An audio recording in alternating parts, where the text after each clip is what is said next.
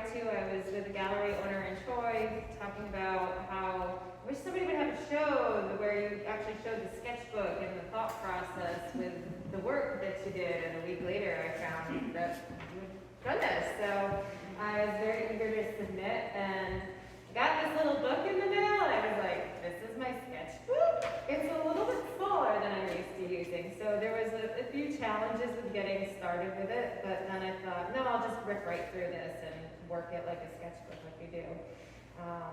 I think that sketchbooks, to give you a little background on it, a sketchbook is one of the most vital tools an artist can have. When people tell me, like, I don't sketch and I don't draw, I really think that's a detriment to you as an artist. You're not doing your work a favor by not sketching, because the things that are up here need to translate down your arm and into your hand and onto a surface. And you need to work that out somewhere. I think it's usually here on paper, whether it's loose papers or bound, before it ends up going onto a finished piece. And I think you can work a lot out in a sketchbook. So for me, I always like to take a multimedia approach to it. I don't like to limit myself. I have a bunch of tools out. It looks like a giant mess.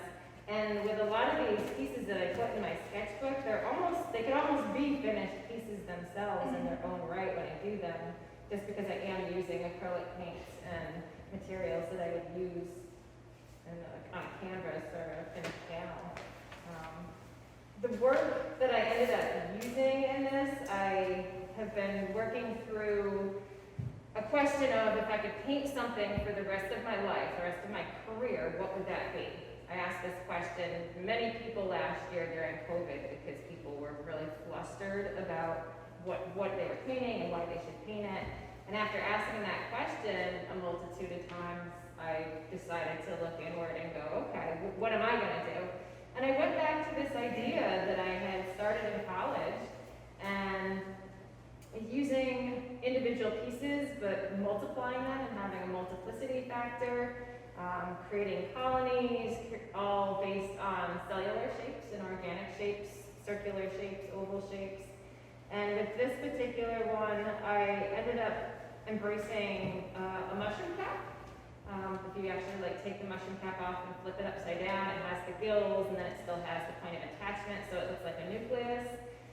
And kind of did a lot of repeats with those over and over, creating that multiplicity effect. But using things like acrylic paint, pencils, watercolor pencils, paint chips. I got into using found papers, like old book pages that had a lot of acid and staining. I used tea bags because I found it to be very cloth-like and not so much paper-like, and having this interesting translucent effect. And then started to use that and make bigger shapes and translate that into this. So with my sketchbook, I feel that these are studies for bigger pieces, but they almost have a little more breadth than my finished work does a lot of times, because there's not so many pieces in them. And probably for this size of the sketch, I think that's why it happened the way it did, just because of the size of the sketchbook, because obviously, see, I can fill up the page more and more.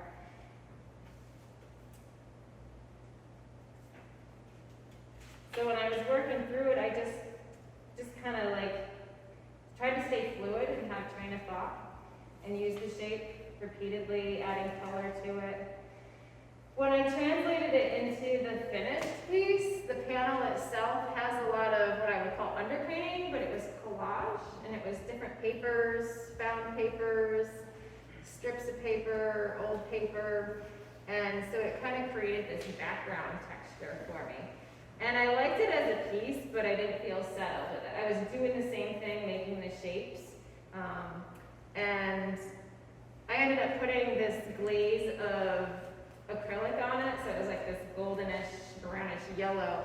And when I first did it and it was wet, it was great, but when it dried, I was like, oh, yeah. So then I just kind of let it sit there in the studio for a while and thought, okay, well, this is the opportunity to lay these shapes on. So when I put them in, I thought I was going to be really just kind of simplistic, something like this, that I wanted more of a white-on-white effect. But then when I realized that the tea bags and the coffee filters and the different types of papers that I was using they were allowing a lot of that color to come through, so then it just got, the piece itself just started to build and grow, and I started adding more layers to try to push that into the background. So it ended up being a piece that I would typically make, which it has a lot of components to it. But I don't know if you guys can see it, if you guys want to come closer.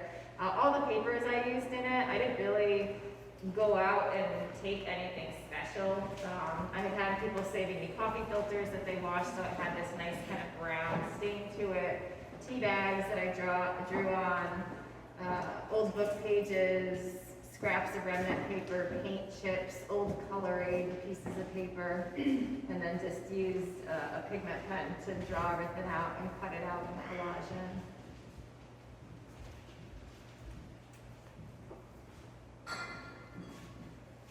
So is the mushroom, like that kind of mark, let's call it, is that something new that was for this piece or something recent, or like what are some of the other marks that you've used in the past? Some of the other marks are just open circles, or almost like a double ellipse, like an ellipse on an ellipse. I ended up using this, like the mushroom to me is a symbol of both life and then death and decay. Because if you think about what it is, the actual mushroom itself is just the fruit body from the fungi. So you have this whole network growing underground that's providing life and structure to other things that are living. And that fruit is so beautiful, but that really isn't what the plant is about, right? It's that's just an offspring of it. Yes, it's edible and can cause hallucinogenic effects, but it's the underground thing that's happening to cause that beauty to happen, and then it kind of feeds off something alive or feeds off something dead and itself dies. So there is a life cycle component to my work as well too. As far as the colors that you're using in the piece, are you still re-referencing nature in terms of the colors being sort of warm and having an earth tone to it, or is that something that just kind of came out of it? That's something that just kind of came out of it in this piece. I mean, sometimes I do reference, like if I use like green in the background, it's really like mosses and ferns and nature colors. With this one, the goal was to actually try to push that color that I didn't like into the background more and more and more.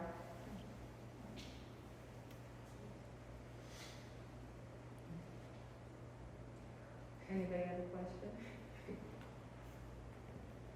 Have you moved on from that mark, or are you still playing around with it? I'm still playing around with it.